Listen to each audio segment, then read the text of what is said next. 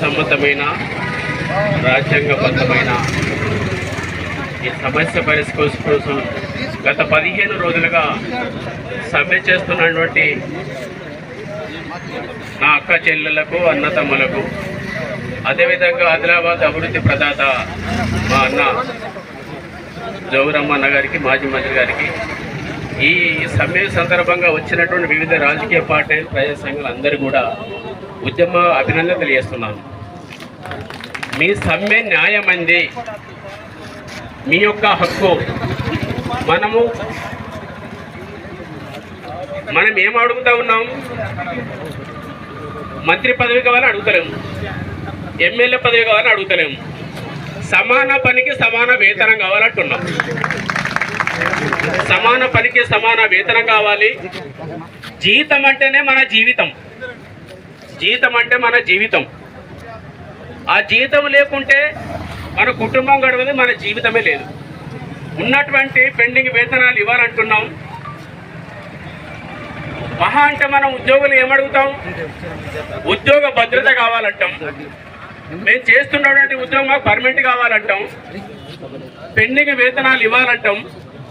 కానీ ఒక పక్కన ఐటీడీఏ ముందు 15 రోజులుగా నిరవధిక నిరసన చేస్తున్న అధికారులు పట్టించుకోవట్లేరు, ప్రభుత్వం పట్టించుకోవట్లేదు. మరో పక్కన సమగ్ర శిక్షణ ఉద్యోగులు 20 రోజుల నుంచి సమ్మె చేస్తున్నారు, ప్రభుత్వం పట్టించుకోవట్లేదు, ఉద్యోగస్తులు పట్టించుకోవట్లేదు. మరి ఎక్కడైతే ఏ సమస్య ఉన్నది, ఆ సమస్య కోసం ప్రజలు ఏ విధంగా ఆందోళన చేస్తూ ఉన్నారు అనేది ఎప్పటికప్పుడు ఇంటెలిజెన్స్ రిపోర్ట్ పోవడానికి సీఎం గారే హోమ్ మినిస్టరు. ఆయన సమాచారం లేదా? ప్రతి గంట సమాచారం అవుతుంది. ఇప్పుడే జోగురామన్న గారు వచ్చారు, మద్దతు చేశారని చెప్పి ఇప్పుడు తక్షణంగా సీఎం గారికి రిపోర్ట్ వేయింది. అదేవిధంగా విద్యారంగంలో ఏ సమస్యలు ఉన్నాయి, ఎన్ని పద్ధతులు ఉన్నాయి అన్నది ఆ రిపోర్టు కూడా మన ముఖ్యమంత్రికి అవుతుంది. ఎందుకంటే ఆయనే విద్యాశాఖ మంత్రి. ఈ సమస్యలన్నీ అన్ని రంగాల్లో ఉన్న సమస్యలు పరిష్కారం చేసే బాధ్యత ఆయననే, ఎందుకంటే ఈ రాష్ట్ర ముఖ్యమంత్రి. అదేవిధంగా ఈ రాష్ట్రానికి గుంపు మంత్రి కూడా ఆయననే. కాబట్టి ఖచ్చితంగా దయచేసి మీరు అర్థం చేసుకొని న్యాయబద్ధంగా అడుగుతున్నటువంటి ఈ సమస్య పరిస్థితి కోసం మీరు ముందుకు రావాలని, ఇక్కడ ఉన్నటువంటి గెలిచినటువంటి ఎమ్మెల్యేలు కావచ్చు, ఈ ప్రభుత్వ ఉన్నటువంటి మంత్రులు కావచ్చు, ఇప్పటికైనా మీరు తక్షణంగా స్పందించి వీళ్ళ యొక్క సమస్య పరిష్కారం చేయాలని చెప్పి డిమాండ్ చేస్తా ఉన్నాం. మీరు న్యాయమైన సమస్య, మీ సమస్య పరిష్కారం అయ్యేంత వరకు బీఆర్ఎస్ పార్టీ జోగురామన్న గారి నాయకత్వంలో మీకు అండగా ఉంటాం, అన్ని విధాలుగా మీకు సహకరిస్తాం. మీ యొక్క ఈ సమస్య కాదు, ఈ సమస్య పరిష్కారం అయిన తర్వాత విజయోత్సవాలు కూడా ఇదే టెంట్ కింద చేద్దాం. ఖచ్చితంగా మేము బీఆర్ఎస్ పార్టీ అతను కూడా ఉద్యమాలు చేస్తాం. జోగురామన్న గారి నాయకత్వంలో కలెక్టర్ గారు కూడా సంప్రదించి తక్షణంగా ఈ సమస్య పరిష్కారం చేయాలని చెప్పి కోరుతాం. అదేవిధంగా ఒక పక్కన ఇంకొకనేమో మనం చూసాం కదా, మొత్తం రాజ్యాంగాన్ని మారుస్తారంటున్నాడు. అంబేద్కర్ అంటే విషయం కక్కుతున్నారు.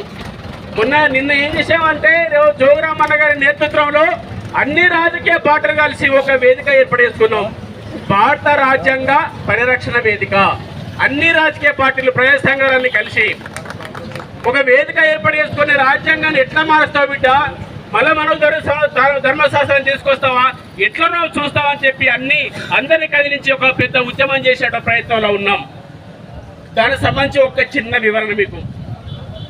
అమిత్ షా అహంకారం, ఆర్ఎస్ఎస్ భావజాలం, అగ్రవర్ణ కంటకవరం, అంబేద్కర్ పై అనుచిత వ్యాఖ్యానం, తలపొగరు సనాతనం, చైతన్య యుగంలో ఇది మన కర్మం, కూడు గూడు నీడ నివనోడా, కులమతాల మంటలు రగిల్చేవాడా, అసమానతల పెనుమంటలు లేపి కాలే కాడులో చలిమంటలు కాగేవాడా, మతోన్మాతపు పిచ్చోడా, మచ్చుకైన మానవత్వము లేనోడా, ఎవడురా కారు కూతలు కూసింది, ఎవడురా కారు కూతలు కూసింది అంబేద్కర్ పై, ఎన్నటికైనా పాదరేస్తాం ఈ నేలపై.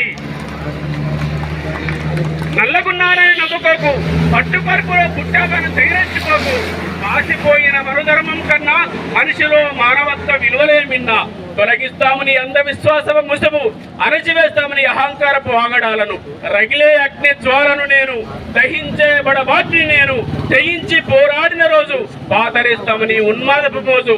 అంబేద్కర్ అంటే సమానత్వం, అంబేద్కర్ అంటే సహజతత్వం, జయహో అంబేద్కర్, వెలువాడలో వెలిసిన నిజదయమా.